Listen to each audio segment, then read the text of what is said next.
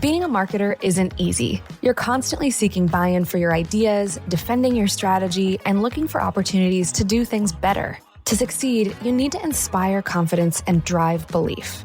The good news? You don't have to do it alone. When you partner with WARC, the global authority on marketing effectiveness, we provide the data and strategic insights needed to build the boldness your business deserves. Visit warc.com/advisory to learn more.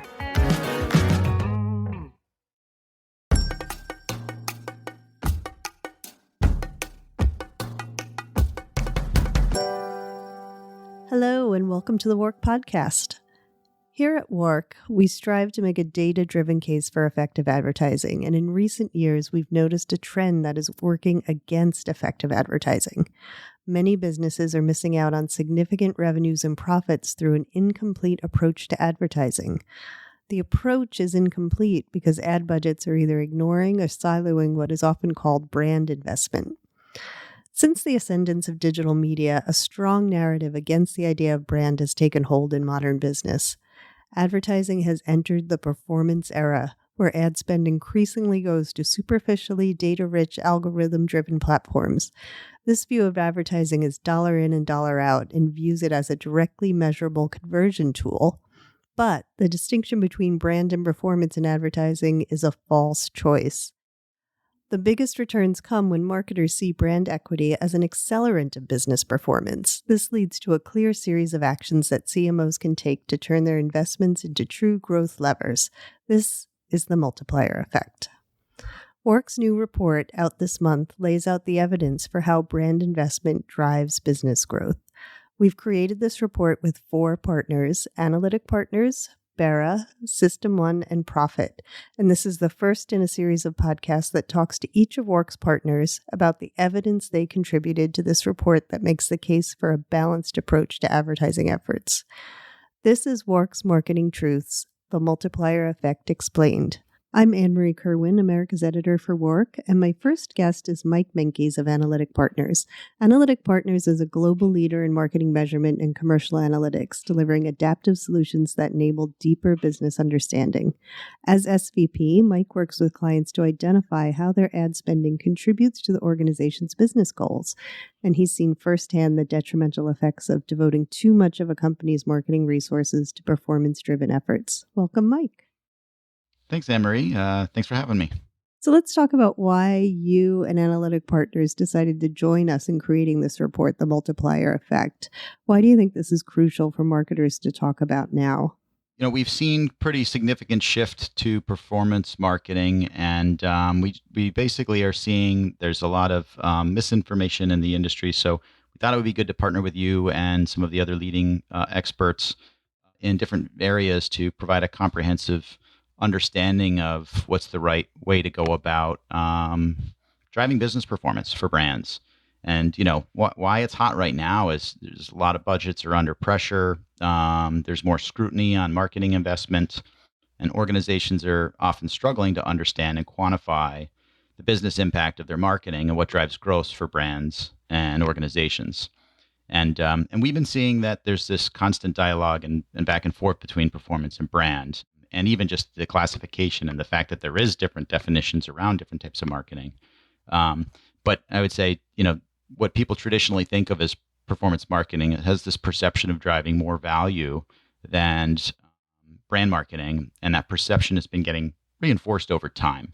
You know, with performance marketing comes performance metrics that suggests sales impacts.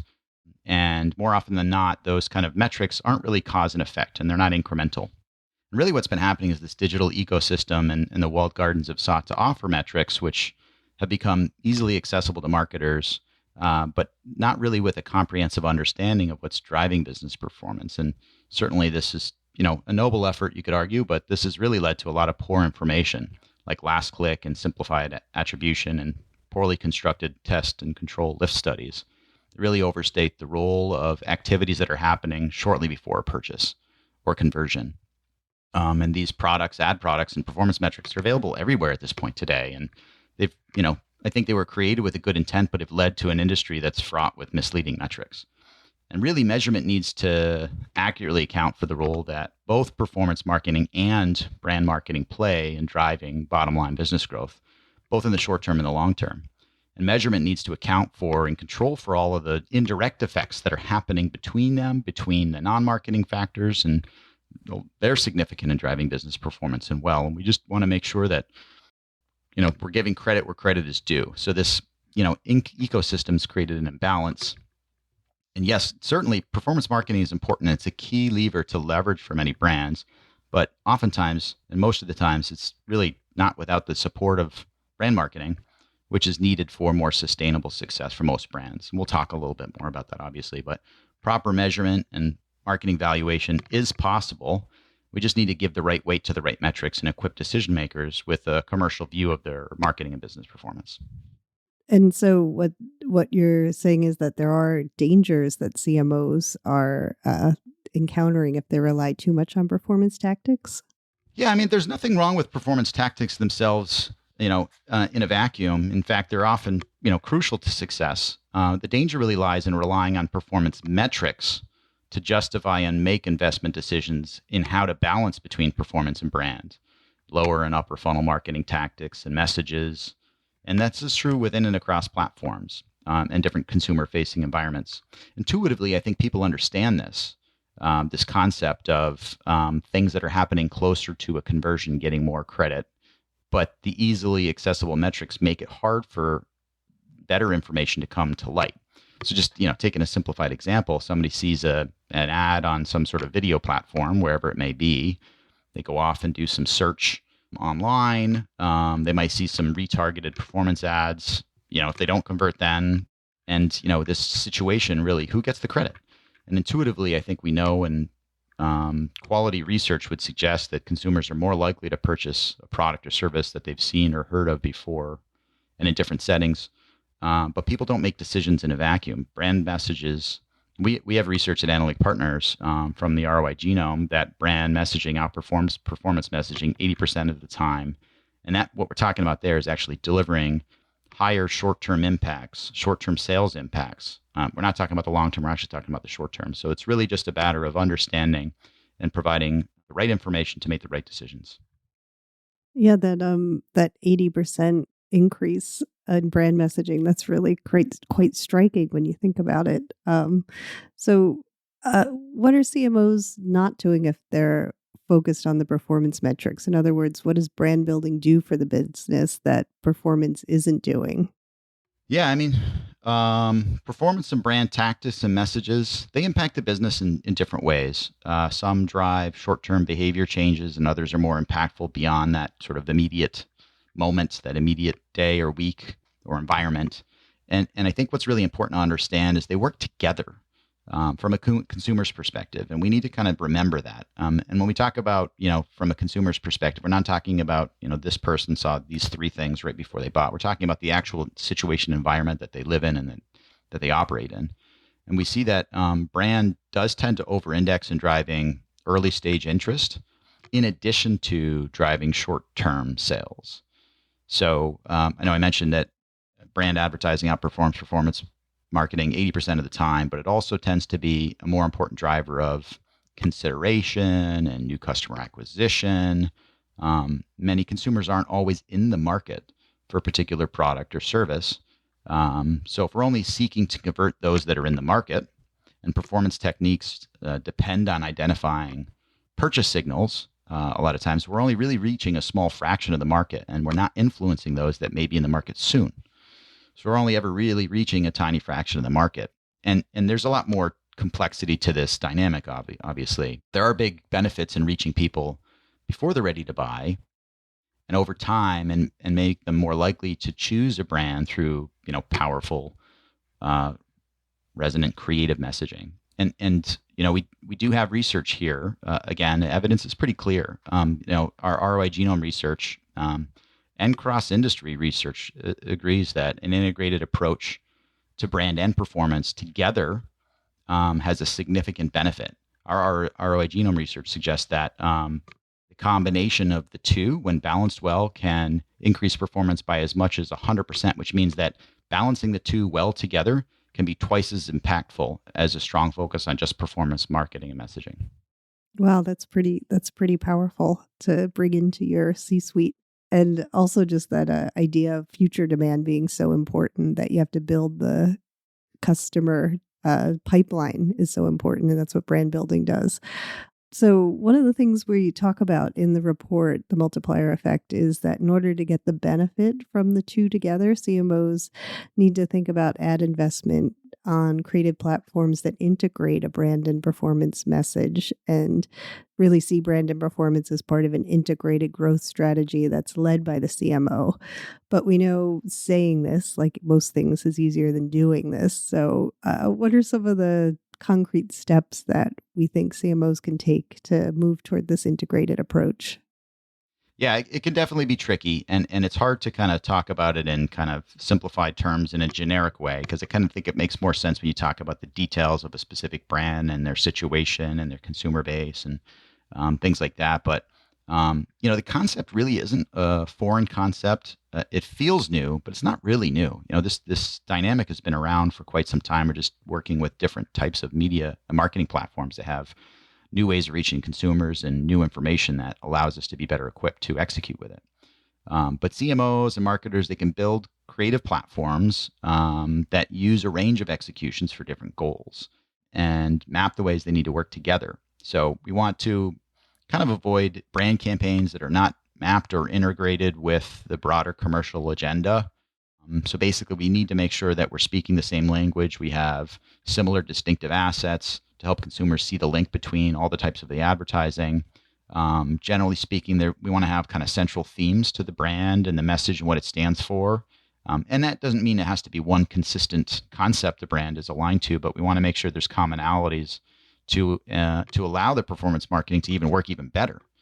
And we can do that both within platforms and across platforms to drive success. So we want to make sure that the performance really reinforces the equity-led activity.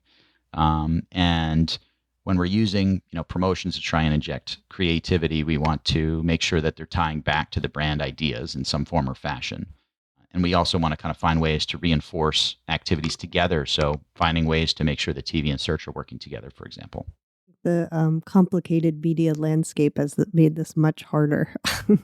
And that's a big hurdle for CMOs, right? Is how to figure out how to allocate their budgets to achieve this integrated approach. And it's especially hard if a company has set up separate teams for brand and performance, meaning sometimes that sets up an internal incentive for one team to try and maintain a level of investment. What do you think CMOs should do when they're approaching budgeting decisions? Yeah, certainly. I mean, there's definitely challenges, but there's also a lot of opportunity with many of these new capabilities that didn't exist, years ago. But really, the key to budgeting is to make sure that there's one reliable version and source of truth for marketing performance, as well as what drives business performance. So we want to make sure that CMOs and those business leaders, because it's more than just the CMO that are making these decisions, partnering with finance, for example, but we want to disentangle and understand the direct and indirect impacts of our marketing and the decisions that we make. So we want CMOs to ensure that the budgeting process is done cross-functionally in partnership with finance, for example, as I mentioned, and that it takes into account the indirect effects, the short-term effects, and ideally even the mid and the long-term effects.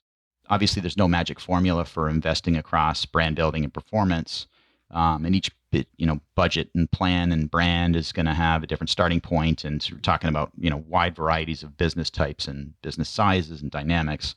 But as general guidelines, we would recommend aiming for at least 30% of a marketing budget to go against equity-led executions and brand to help drive the awareness, consideration, and performance of the performance marketing. Many companies will want to be closer to 50%. There's certainly cases where we're going to be higher, but I think that what we've kind of aligned on is we want to make sure that brands are thinking about, 1/3 of their budget should be dedicated to brand, if not more. So that should be kind of the starting point. We want to review the spend on search. Search is hugely efficient for many businesses, hugely important. It's a key business driver, but that's not true for every business. And we need to make sure that we're using the right information for every brand at hand. And so many companies, if we're spending more than 25% on search of our budget, it's probably something we should keep an eye on. That's a pretty high amount of investment for one specific marketing activity. We know that many the marketing activities work together. We've also quantified that as well. every additional marketing activity drives the effectiveness of everything else by 10, 15, 20%, depending on, what we're talking about. I think somebody referred to it, and as we were putting together the report, as a search ceiling, which I kind of like. Obviously, you want to use that take that with a grain of salt, because every business is different. I think that's important to note. But there's a lot going on, and so balance is really part of the equation. We need to drive the integration, though, between the different investments to really harness that multiplier effect that I know we're talking about. And really, to prove that your approach to budgeting is working, CMOs need to be able to track the impact of those investments. So what do we think they should be thinking about when they're developing their measurement toolkit? Yeah, I think, business leaders, they should be taking a sophisticated approach to proving that returns are happening. And we want to make sure we have that complexity built in, and that the measurement stack takes into account these dynamics. There's a few key principles that it's not necessarily a specific methodology or solution that everybody needs to do, but there are concepts that are really important that we make sure we take into account in measurement. So first and foremost, we need to be focusing on incrementality. We need to be able to show that whatever activity we're talking about is bringing new customers into a brand, and we're not taking credit for something that would have happened otherwise. So when I say the word incremental, I mean something that is driven by an activity that we would lose in the absence of that activity. So we need to make sure that incrementality is core. We have to include all the different types of marketing activities, not just paid, but also owned and earned. Just double clicking on there too. We need to understand that the effects aren't necessarily just immediate, and they're not linear. So for example, we know that 2/3 of the impact of advertising happens after the week on air. So we need to make sure our measurement practice takes that into account. We know that 30% of search is driven and caused by other forms of marketing on average. That number is going to vary a lot across businesses, but a sizable portion of search is driven by other activities. We need to make sure these concepts are taken into account. So that lasting effect of media and the interactions is important. There's a variety of different types of routes to performance too. The advertising effects happen across the entire business. So we need to make sure we're including all the sales channels that we are reaching consumers with, all the different types of customers, and Halo. We advertise product A, it affects brands B, C, and D. So we can't really be looking at silos, and we can't take a small portion of the business and just project to total sales. It's going to lead to misleading information that's just inaccurate. And those differences matter. So we do need that kind of holistic, full commercial view of what drives the business. And it's not just about marketing. We need to make sure we go beyond marketing with the measurement and or controlling for those factors too, right? Depending on what kind of measurement practice we're thinking about. But commercial is key. And I think one thing that's often neglected or not necessarily brought to the forefront is really just it needs to be used in a way to help inform decisioning.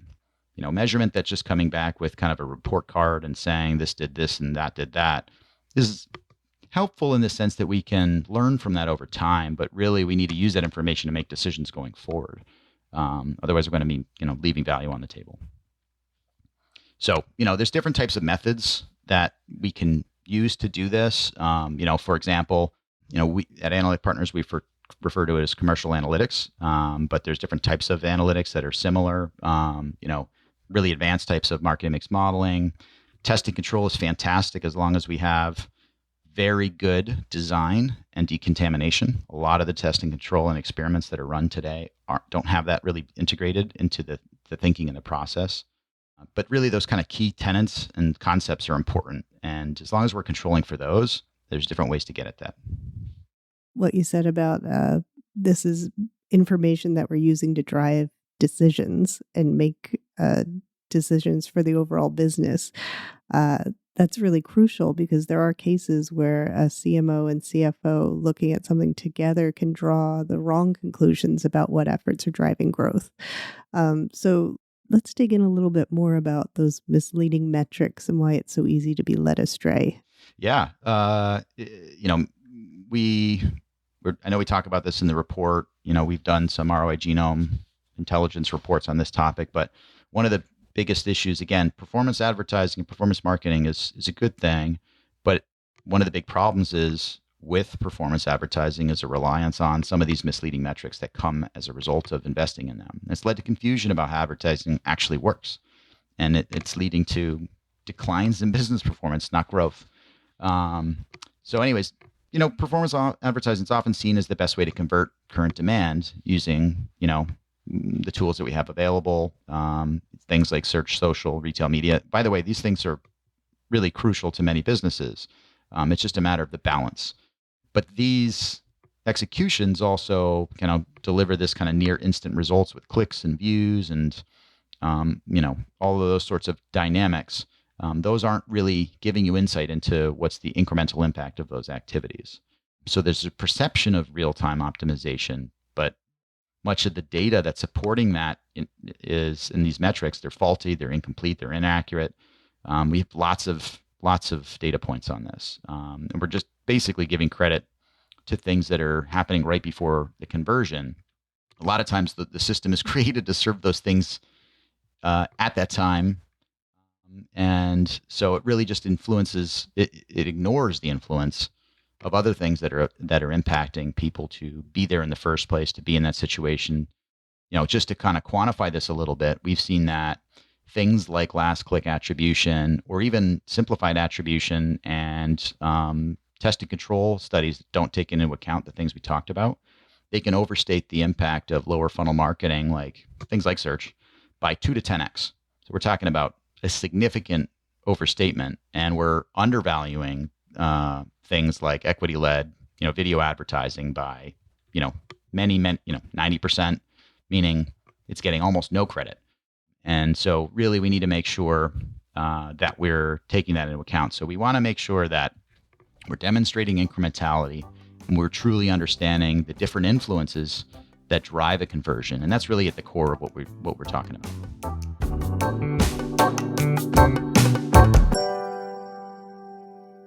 One of the things we're really digging into in the report is this idea that brand building advertising is hard to track or can't be tracked. And the incrementality is one of the ways to get at that, right? That it's driving business that you wouldn't have had otherwise. It absolutely can be measured. And I think that's one of the myths that are out there that, it depends on who we're talking about, right? There's plenty of people that are very familiar with this information, but there is a perception that you can't measure the impact of brand advertising, and that's completely false. We just need to make sure that we're collecting the right data, building the right analytics, have the right approach and skill set to be able to integrate the combination of the brand and performance. And by the way, lots of other non-marketing factors to make sure that we're taking into account what drives, sales success and other types of KPIs. Oh, great. Yeah. So so that's some of the evidence that CMOs can point to in order to make the case that an integrated approach is working and will be better for building your business. Do we have anything else that CMOs should be pointing to when they walk into the C-suite? Yeah, I mean, part of it is we need to make sure we're having these conversations consistently and they're not one-off conversations, right? So, driving change is not easy. And so organizations that are in this sort of doom loop of performance, investment, and metrics, we just need to make sure that we're having open and honest conversations and helping to open up more visibility to what's really happening. Yeah, there's a idea we are really hammering strongly in the Multiplier Effect about bothism, and I know you had a couple case studies that sort of proved that out. Yes. Yeah. So in keeping with that bothism dynamic, which, we're firm believers of, our research shows that, as I mentioned, a combination does the best to generate stronger returns. Our ROI Genome research reveals that the greatest payback comes when both are part of the mix. Just to give you some examples, we had one customer that before we were working with them, they reallocated almost 2/3 of its equity-led spend and advertising investments to performance advertising, and led to a 22% decline in the return on investment of the performance marketing, and partially because of diminishing returns, but also because equity advertising helps drive performance marketing. And so we saw a 16% decline in overall return on investment when balancing that too. Now, on the other hand, we have another brand that went the other direction, largely driven by some hard data that we were able to generate. And this is part of it, is you need to kind of we could talk about this in generalities, but the rubber meets the road when you have the information for your brand. and can speak knowledgeably about it and be able to prove it through a variety of different methods. And so we had this other brand, they increased their brand advertising investment by 72%, led to a 76% increase in profits. They also actually boosted their performance spend as well and saw its increase in effectiveness as well alongside of that. And I think, one probably pretty well-known case study is Airbnb. I don't know if you want to speak to that, but that's in the industry, and they kind of made a switch from performance to brand and saw a lot of success with that. That's not something we've been a part of firsthand, but I know it was heavily researched in the industry. Right, exactly. Yeah. So we do have a lot of evidence that's pretty compelling as to why bothism is the way to go. Brand and performance better together, we like to say. That's right. That's right. That's right. Well, thank you so much for joining me, Mike, for this first installment of the Multiplier Effect podcasts. I really appreciate you being here, and working on the report with you has been really great too. So thank you. Yeah, thank you. Yeah, no, Analytic Partners and myself, we're excited to be a part of this. It's meaningful, it's important, and so thank you for having us. So this is the first in a series of conversations we'll be having here on the WARC Podcast over the next few months, making the case for investing in brand building. Our next Marketing Truth, the Multiplier Effect podcast, will feature partner Barra, and we'll be talking about understanding and tracking brand equity. I'm Ann Marie Kerwin, America's editor for WARC. Be sure to subscribe and follow the WARC Podcast so you don't miss the next episode. Thanks for listening.